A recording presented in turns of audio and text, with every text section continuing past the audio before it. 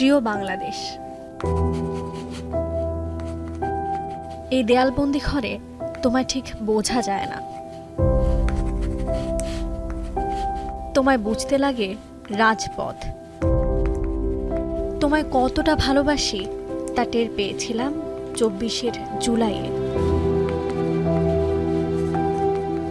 যেমন 71-এ তোমায় ভালোবাসার প্রমাণ দিয়েছিল আমার পূর্বপুরুষেরা।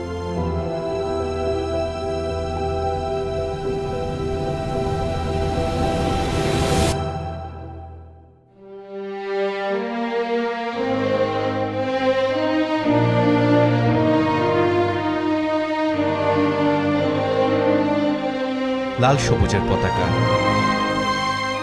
দেশের শক্তি আর সাহসের প্রতীক।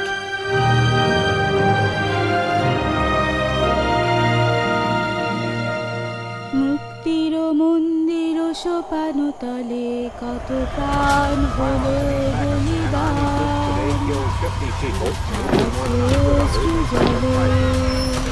1971 সালের 25শে মার্চ রাতে পাকিস্তানি বাহিনীর গণহত্যার পর দেশের সাহসী তরুণরা প্রতিরোধ গড়ে তোলে। যার যা আছে তাই নিয়ে শুরু হয় মুক্তিযুদ্ধ।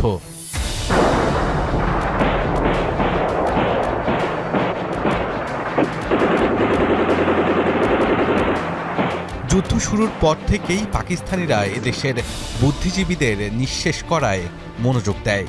হত্যা করা হয় দেশের 1000-এর বেশি শিক্ষক, সাংবাদিক, চিকিৎসক, আইনজীবী, শিল্পী, প্রকৌশলী সহ মুক্তচিন্তার ও সমাজে অগ্রসর মানুষদের।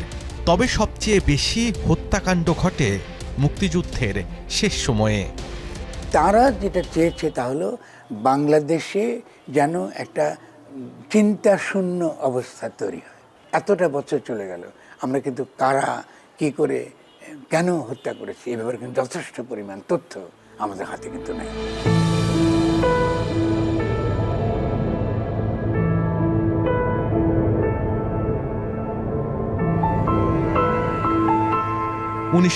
সালের 14 ডিসেম্বর দুপুরে ঢাকা বিশ্ববিদ্যালয়ের অধ্যাপক মোফাজ্জল হায়দার চৌধুরীকে তার বাসা থেকে তুলে নিয়ে যাওয়া হয়। এরপর অধ্যাপক মুনীর চৌধুরী এবং সন্ধ্যায় শহীদুল্লাহ কায়সারকেও একইভাবে তুলে নেওয়া হয়। এদিন সর্বোচ্চ 200 জন বুদ্ধিজীবীকে অজ্ঞাত স্থানে নিয়ে গিয়ে হত্যা করা হয়। ওনাকে নিয়ে যাওয়ার সময়টা আমার মনে আছে। ছোট কাকার বাড়ি থেকে ওনাকে অপহরণ করা হয়েছিল। মানে বাংলায় কথা বলছিল ছেলেগুলো, মুখ ঢাকা ছিল এবং স্যার বলে সম্বোধন করছিল, এরকম মনে পড়ে আবছাভাবে। উনি যেই মাপের একজন মানে শিক্ষক ছিলেন, শিক্ষাবিদ ছিলেন, পণ্ডিত ছিলেন, সেই পরিবেশ তো আমরা আর পেলাম না। তবে এত ত্যাগের মধ্য দিয়ে যে বাংলাদেশের অভ্যুদয়, সেই দেশেও ফিরে ফিরে এসেছে অত্যাচার, নিপীড়নের দাহকাল।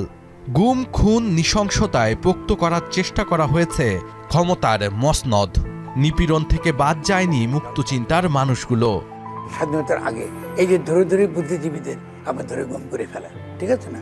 তো সেরকম হয়তো আমিও একটা টার্গেট ছিলাম।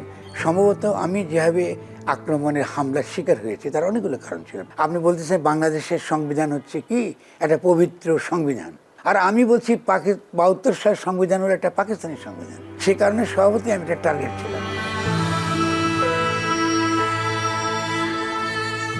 বুদ্ধিবৃত্তিক চিন্তায় যেন মুক্তিযুদ্ধকালীন ইয়াহিয়ার পথেই হেঁটেছে বিগত ফ্যাসিস্ট সরকার, যার সাক্ষ্য দিচ্ছে বন্দিশালা, আয়নাঘর।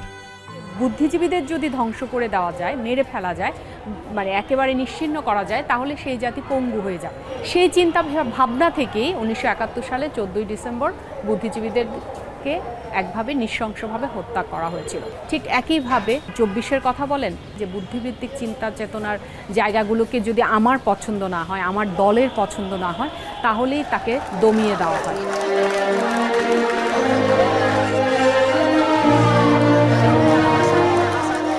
এ সময়ের বুদ্ধিজীবীরা বলছেন, স্বৈরাচার কিংবা ফ্যাসিস্টরা বারবার মুক্তচিন্তাকে আঘাত করার চেষ্টা করলেও তা যে শেষ পর্যন্ত ব্যর্থ হয় তারই প্রমাণ 71 এবং 24-এর বিজয়।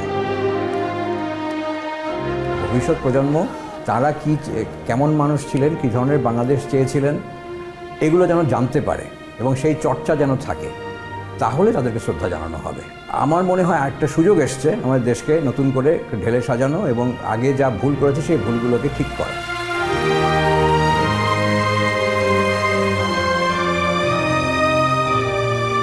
1971 সালের স্বাধীনতার ঠিক 2 দিন আগেই যেভাবে নাটকীয়ভাবে হত্যাকাণ্ড ঘটানো হয়, সেটি যেমনি পরিকল্পিত ছিল, ঠিক তেমনি 2024-এ যারা বুদ্ধিজীবী ছিলেন তাদেরকে নানাভাবে হেনস্থা এবং একই সাথে গুম খুম করা হয়। যাদের রক্তের উপর দাঁড়িয়ে এই বাংলাদেশ, তাদেরকে যেন শুধুমাত্র একটি মাস নয়, বরঞ্চ সবসময় মনে ধারণ করা হয়, সেই কথাই বলছেন যারা শহীদ পরিবার আছেন তারা। শাহাদাত অভ্র, এখন, ঢাকা।